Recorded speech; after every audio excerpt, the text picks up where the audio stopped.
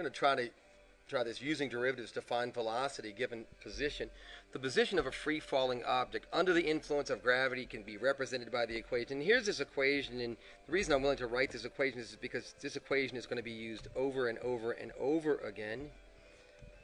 So some things you need to know about this equation might be useful. G is gravity. V is initial velocity. This is the initial velocity. Initial, because this is going to kind of be a fill in the blanks. Initial velocity, or initial speed. The initial speed. And this is going to be initial position, the starting position. Initial position. And I am going to use the word velocity here. Initial velocity here. So, and this is so here are the two things you have to get. You have to get this thing, and this is here. G is going to be, for our problem, is going to be negative 9.8 because we're going to be talking about meters per second instead of feet. If it was feet, it'd be negative 32. So this formula right here is going to show up over and over, and it's just the position of a free-falling object formula. And then what we have to understand here is that velocity is the first derivative of position. So if we take the first derivative of position, which is described here, and we're not going to take it this way, so if you're getting ready to press stop for that reason on this video, hang on, because we're not going to use this. So we have that. Take position, and from position, through differentiation, you can get velocity. So let's try that. So here's our example today, our quick example. A projectile is shot upwards from the, wow, that's terrible, from the surface of the Earth with initial velocity of 120 meters per second. So here's initial velocity. And what's our initial height? Well, here's the clue. It's from the surface of the Earth. So what we're going to do is we're going to take this thing here, and we're going to find our position function. And our position function should be half of gravity, which should be negative 4.9, so negative 4.9 t squared, right? And that's just out of the formula, plus initial velocity. It says initial velocity is 120 t, plus our initial height, and here's the initial height.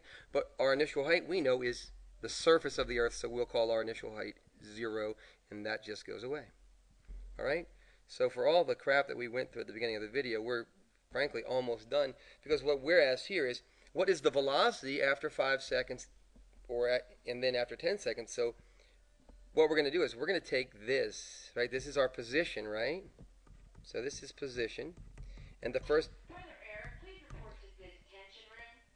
derivative of position is velocity. So we know that velocity at any given time is equal to the first derivative of position.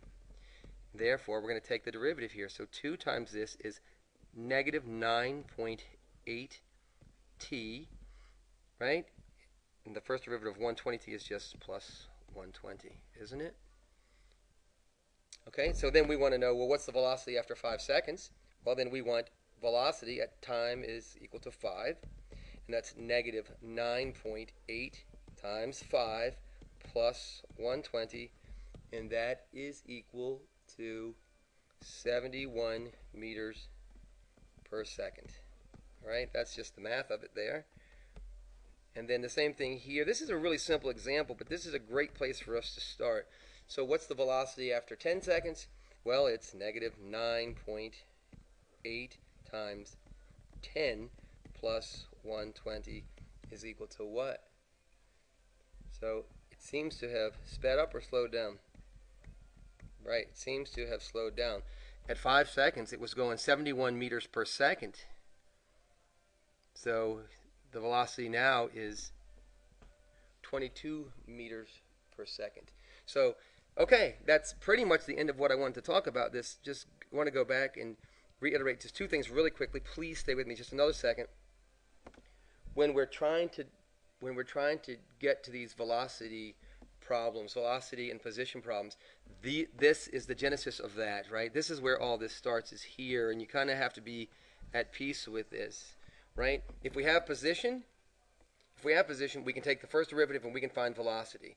From velocity, then we can plug in numbers and find the instantaneous speed any place that we want, right?